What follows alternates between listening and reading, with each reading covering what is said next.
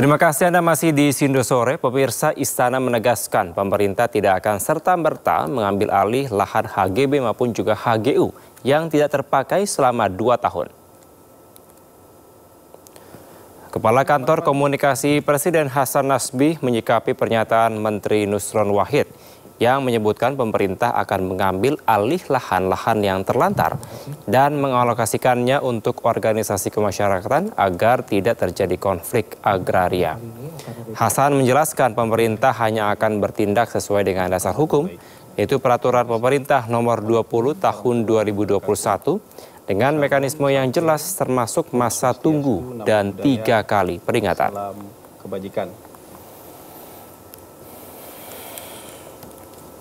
Ya, mungkin saya jawab secara umum. Jadi semangat pemerintah, yang pertama, semangat pemerintah adalah supaya tidak ada lahan-lahan yang terlantar. Lahan-lahan terlantar ini juga bisa juga menimbulkan konflik agraria. Karena dibiarkan sekian lama, ada orang yang menduduki, kemudian terjadi konflik agraria. Tapi pemerintah tidak akan serta-merta melakukan seperti itu karena ada masa tunggunya sekian tahun, ya, ada peringatannya 3 kali peringatan supaya lahan itu tidak ditelantarkan. Dan ini dasar hukumnya ada peraturan pemerintah tahun nomor 20 tahun 2021. Jadi bukan kebijakan baru. Dasar hukumnya sudah ada.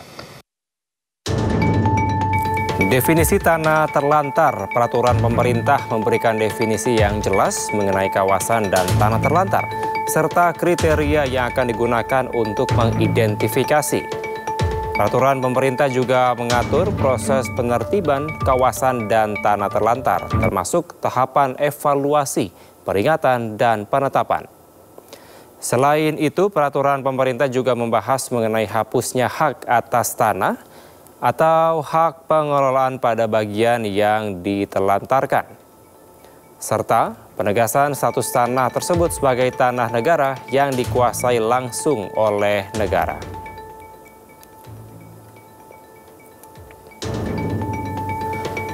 Peraturan pemerintah mendorong pemanfaatan kembali kawasan dan tanah terlantar untuk kepentingan umum, seperti pembangunan perumahan, infrastruktur, dan kegiatan ekonomi lainnya. Yang terakhir, peraturan pemerintah juga menetapkan tanggung jawab berbagai pihak, termasuk pemegang hak, instansi terkait, dan juga masyarakat dalam proses penertiban dan perdayagunaan. Dengan adanya PP ini diharapkan dapat tercipta kepastian hukum dalam pengelolaan tanah, serta mendorong pemanfaatan optimal dari kawasan dan tanah yang selama ini tidak produktif.